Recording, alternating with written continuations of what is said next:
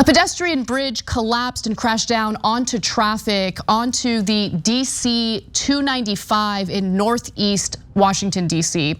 At least 5 people were injured. Luckily, no people died as a result of this, but it was a stark reminder of this nation's crumbling infrastructure. In fact, we do have a few videos to show you of what happened, and keep in mind that this is a bridge that had some structural issues based on some recent inspections that were done. And there are bridges like this all across the country that have been neglected, that are in dire need of repairs, dire need of federal spending in order to repair them. And in the meantime, you have Congress literally nickel and diming the kinds of projects that need to be done through these negotiations on Biden's infrastructure bill.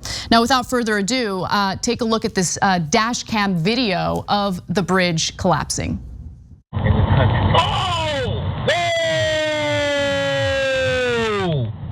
Oh my goodness. Oh my goodness. Bro, this cannot just be happening. And ABC News did a pretty good report detailing how this likely happened and what the issues were in its most recent inspection. Take a look.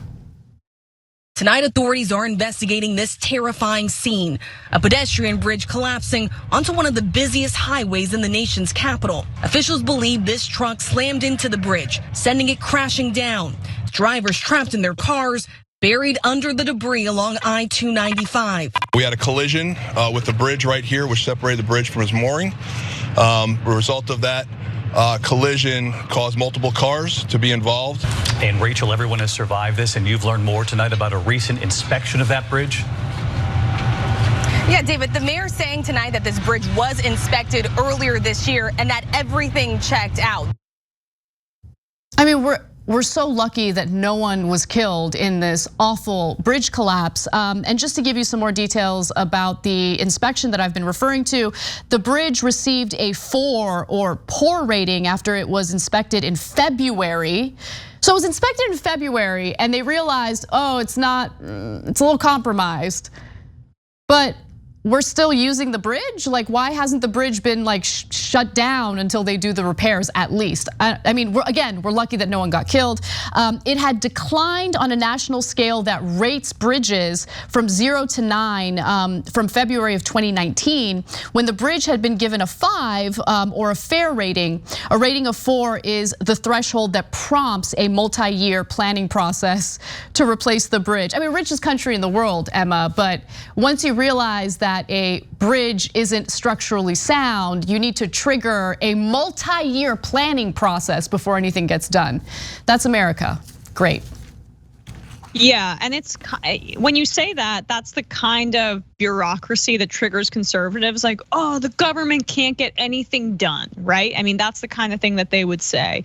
But the reality is that it's not the government in and of itself, it's what the government chooses to fund. And the same conservatives that would say that would be outraged if we were to slash the military budget or adjust our national priorities about what kinds of money we give out to things, right? I mean, oil subsidies is another good example. It's not that much money. Our military budget is, though. And if we just allocated or reallocated a fraction of that money, we could inspect and maintain those bridges at a much quicker pace. And that's not the only bridge. That's far from the only bridge that has some of those structural issues and implications. And the American Society for Civil Engineers, they do, I think, every 5 years, some sort of grading process for each country or our country at the very least, in terms of the rate of infrastructure and what it is comparably to the rest of the world. We upgraded from a D+ to a C-. So did we really? Richest country in the world. Sorry. Did we even do that? I'm actually shocked that there was any improvement.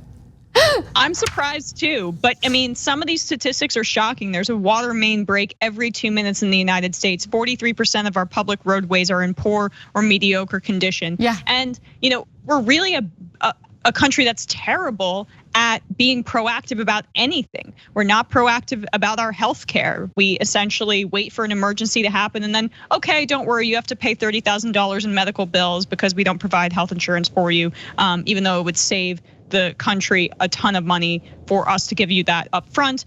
You're just gonna have to pay for it yourself. We did this in Katrina. We do this all the time. We allow for disasters to happen and then we say, well, none of this could be prevented. Well, if we were proactive and we decided to shift our national priorities in a way that made sense, stuff wouldn't happen. Yeah, no, I absolutely agree with you. We had a very similar mindset in researching for this story because I wanted to look into where the United States stands relative to other developed countries regarding infrastructure. And the World Economic Forum regularly puts out its list of infrastructure in the developed world. And here's what we know. So, first off, if you look at the list of total developed countries pertaining to infrastructure, we're all the way down at 13. If you look at this graphic that was put out by the OECD and then published by the Washington Post, China actually spends a lot more money on its infrastructure than we do. About 5.5% of their GDP is invested in infrastructure, whereas in the United States, it's a little more than 0.5% of our total GDP being invested in infrastructure, transportation infrastructure specifically. So I want to be clear about that. But when you look at the World Economic Forum, here's what they know. For water and electricity utility infrastructure, the United States actually ranks number 23rd in the forum scores. On transportation, the forum score takes into account 8 measures, rating the United States number 12 globally. The United States falls behind on the railroad score. The forum measured the number of miles of railroad track per square mile in each nation, rating the country at number 48.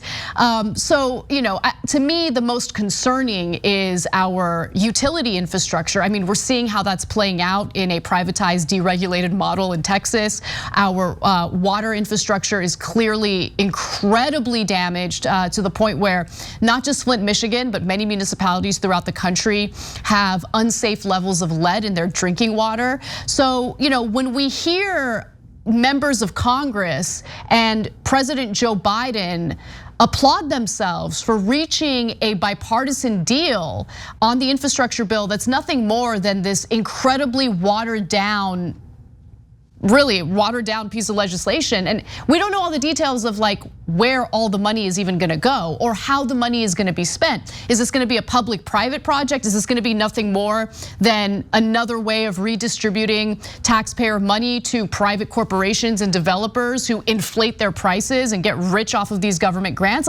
I wanna know how it's gonna be carried out. We don't know yet. But I do wanna provide a different perspective as well because it's important, right? So members help to make this show happen. We read our members' comments and we take them to heart. Stiff Upper Lib writes in and says, here's how I see it. There are not enough progressives in Congress. I'm sorry, but the numbers are not there. I just do not think that Biden had much of a choice about the infrastructure bill, meaning he didn't have much of a choice but to essentially concede to what the Republican senators were demanding. Too many Republicans, along with 2 demos, we know who they are, were blocking any chance for a $2 billion bill to pass. It's their fault, not Biden's. So that's certainly a perspective that gets represented quite a bit in corporate media and also legacy media outlets like the New York Times, for instance. It's important to share that perspective here as well and talk about it. Emma, do you want to weigh in on that perspective? Do you think that Biden really had no choice but to just kind of concede to Republicans here?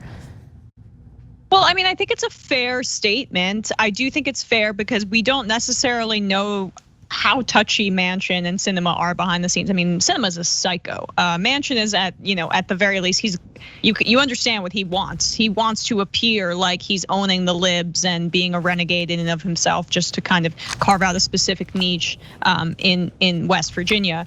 But I don't agree. I think a lot of what Biden does, being a creature of DC, is a bit masturbatory, not to be gross about it. But I mean, this entire process as you say, Anna, of reaching a bipartisan consensus, it's only meaningful because he ascribes meaning to it, and DC ascribes meaning to it. Is it bipartisan in how the American people view it? No. I mean, the original infrastructure package was around 80% in terms of approval. I mean, that's just not the reality. It's bipartisan in the office politics way.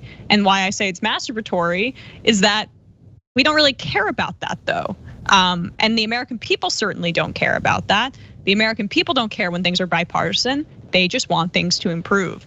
And nobody's gonna remember anything about the bill being bipartisan if our infrastructure continues to crumble, even though they heard, wait, I thought Biden passed this massive infrastructure package.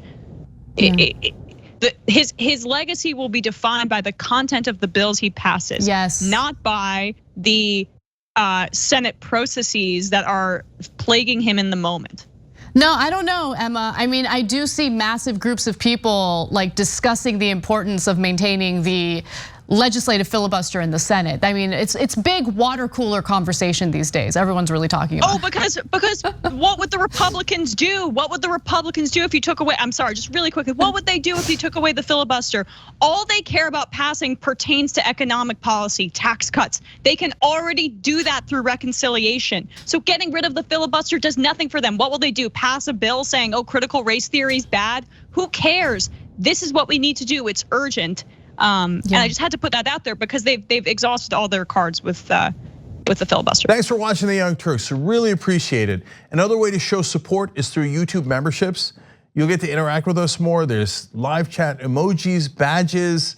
You've got emojis of me, Anna, John, JR. So those are super fun. But you also get playback of our exclusive member-only shows and specials right after they air. So all of that, all you gotta do is click that join button right underneath the video. Thank you.